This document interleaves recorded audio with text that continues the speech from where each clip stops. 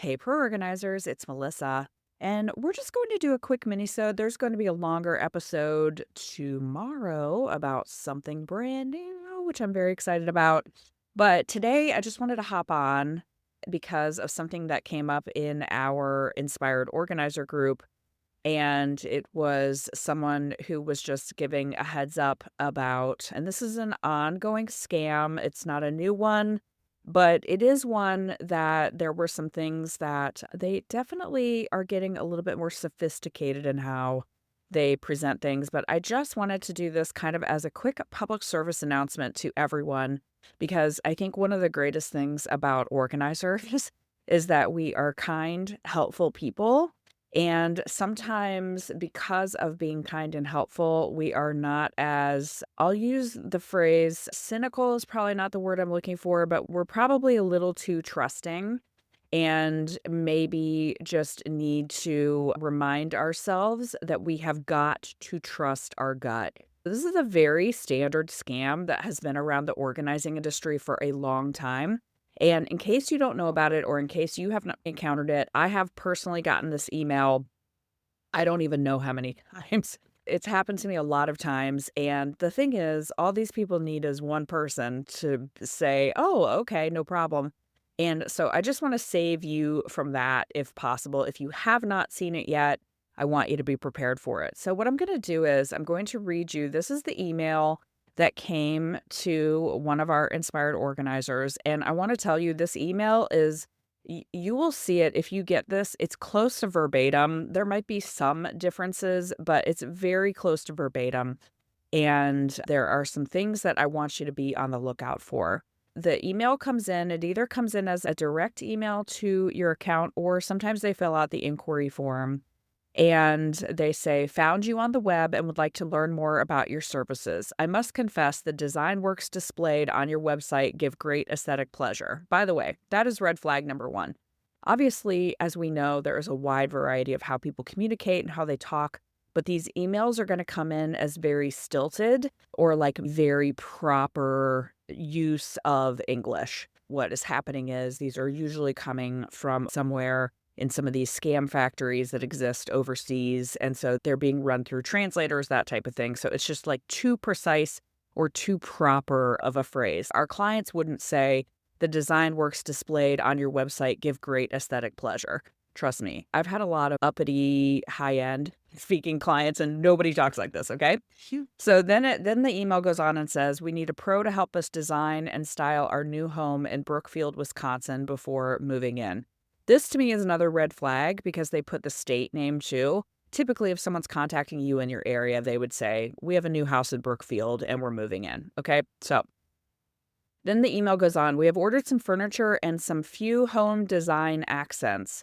So we seek someone to help us arrange and set up the new house professionally. Again, this is a part of the phrasing red flag. Very few people, including interior designers that I know, would use a phrase home design accents.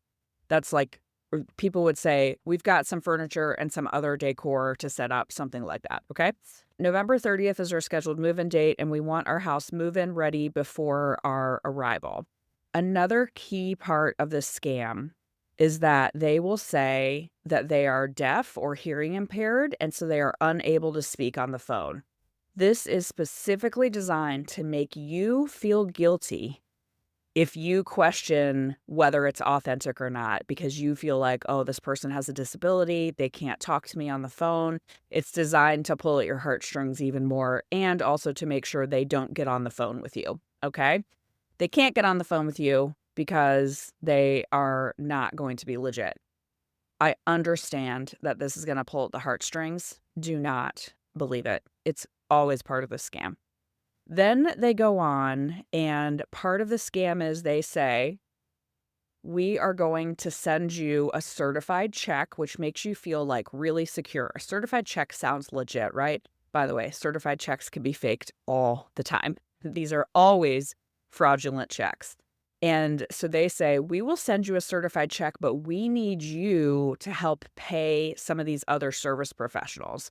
What they say is, we'll send you a check for, as an example, $4,000, but we need you to pay $2,000 to these movers who are going to help us. Could you please do us this favor because we can't communicate with the movers? They'll give some excuse, right?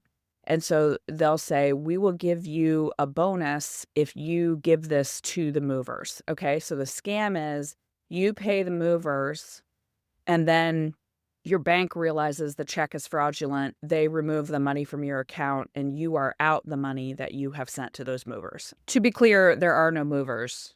You are paying via Venmo or Cash App or some other way. You are paying the scammers. Okay, so that is where the scam lies. That's how they make their money.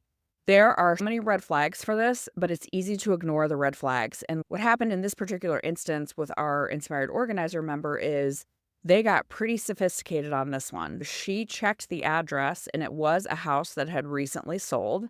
She Googled the person who was saying that they were hearing impaired, and she did find someone by that name on the internet teaching American Sign Language. That is very advanced for the scam. Usually they don't go that deep, but they're definitely getting more sophisticated in terms of how they do it. What I want to just give you the heads up on is if you get this email, just ignore it. This is one thing that I see sometimes is, again, our kindness as organizers and wanting to help, and also being excited about a new client, right? I've been in this business a long time, and when someone sends an inquiry in, I'm still excited, right? It's just as exciting as the first day when you get a new client inquiry. We're so excited by that we want to go and respond to that right away. I have news for you. You do not have to respond to an inquiry. Just because someone emailed you does not mean you have to email them back. When you have something like this, you can just delete it and move on. It's easy to ignore red flags when you are thinking to yourself, like, I'm not being sensitive to someone that has a disability, things like that. There are so many things here that you can really question yourself on. Never, ever go against your gut. Your gut is always right. By the way, even if your gut is wrong, even if in this instance it's legit and you miss out on a client, you are going to be better off just saying, I trust my gut, because your gut is telling you something is wrong and you need to listen to that. And ignoring it and ignoring the red flags is something that I urge you not to do. And this is, by the way, in any circumstance. This does not just go for scams. It doesn't just go for emails. I remember I had an inquiry once where I did a consultation and I can't explain it. I just felt ooky the whole time. That's the only word I can use to describe it. Something about the house didn't feel quite right. I'm not a woo-woo person, but the house did not have good feeling. The people were just, I don't know, there was something about it. And I was like, I just never followed up with them after that consultation. You could tell me that that's unprofessional. That's totally fine. But my gut said something was off and I wasn't going back there. And that's okay to do. It is okay to just delete an email and not respond. You are going to think it's rude. You're going to think it's unprofessional. Just delete it and forget it even happened. Because especially on a scam, if you email back and communicate with them, they know they have someone live on the line. The other thing I will tell you is, just in terms of red flags for this one, paying a service provider, especially for a client you've never met before, I would just say in general, business practice never to do. I have occasionally paid service providers for a client when I have worked with that client for a long time. I trust them implicitly. I know they pay their bills. There is no risk to me, or very little risk to me. I would just say, if anybody asks you that, especially a brand new client, let's say it isn't a scam. Let's say you've met this client, you know they're legit. Someone asking you to do that, I would personally not recommend taking that financial liability for almost anyone. If you're going to do it, make sure it is a very trusted client, okay? By the way, if this has happened to you, I want to be clear. I'm not making this to judge or to shame. I know there are a lot of feelings attached to this. I know very savvy, smart organizers who have unfortunately fallen victim to this scam. Okay? It's very common. It has happened to a lot of people that I know personally, multiple people that I know personally who are very smart people. So if this has happened to you, you are not alone. I just want to prevent it from happening to someone else. But this is just a reminder. Again, trust your gut. In any situation, your gut is right. We are allowed to say no in our business and still be good, wonderful, kind, caring humans. Okay? So this is your quick mini-sode, but I will be back tomorrow with another episode with my co-conspirator, not in scams, but in cool things, Capri. And we're going to be talking about something fun and new we have for you guys. But until then, just say no, just trust your gut, and don't let the scammers win. Have a good day, organizers.